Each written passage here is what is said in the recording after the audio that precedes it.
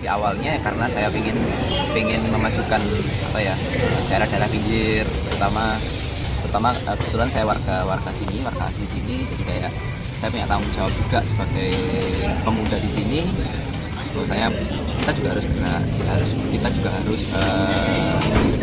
bahwasanya kita juga nggak bergantung melulu urbanisasi ke kota, mencari pekerjaan di kota.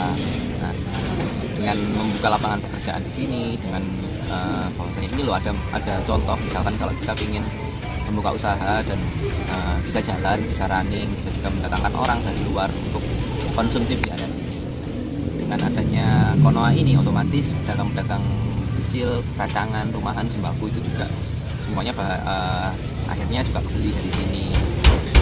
Terus kalau inovasinya di Konoha ini, kebetulan kami sedang mengembangkan salah satu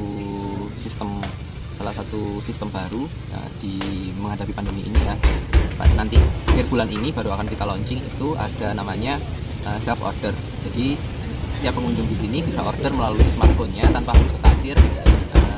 Kalau mau pembayaran langsung bisa QRIS atau melalui virtual account atau Dana, OVO, Shopee Paylater atau apapun itu.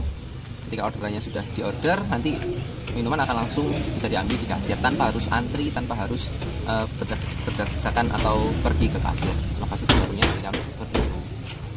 Lalu untuk Konoha sendiri ini, kenapa saya rancang sedemikian rupa, bahwasanya ini view-nya menghadap sawah, kemudian berada di pinggir ya.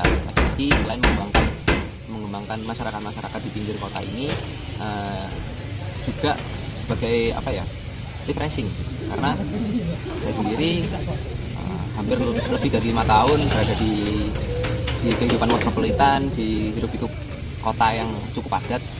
Kalau dihitung sama kuliahnya mungkin sudah 9 tahun.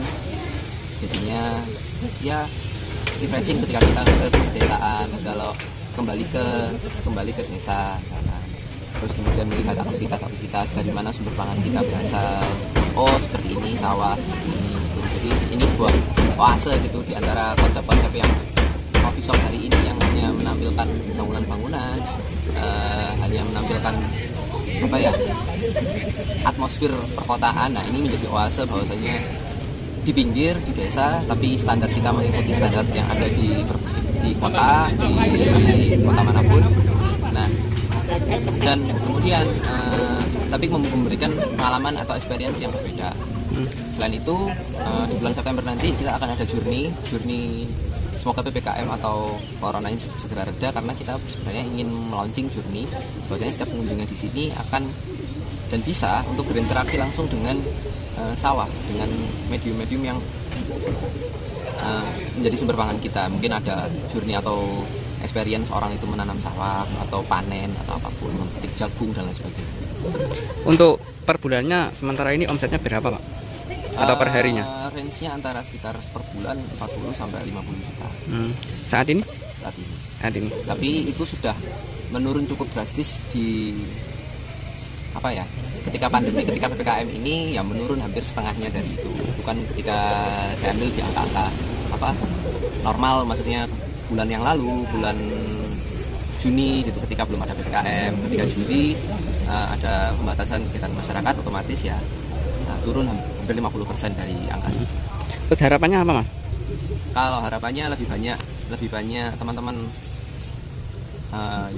yang muda-muda ini berani mencoba ya, berani berusaha, kemudian merubah mindset bahwasanya kita harus pergi ke kota untuk mencari uang. Nah, tolong itu sedikit dirubah bahwasanya iya, kita pergi ke kota untuk mencari pengalaman, kemudian kita balik ke desa masing-masing dan mengembangkan desa itu lagi.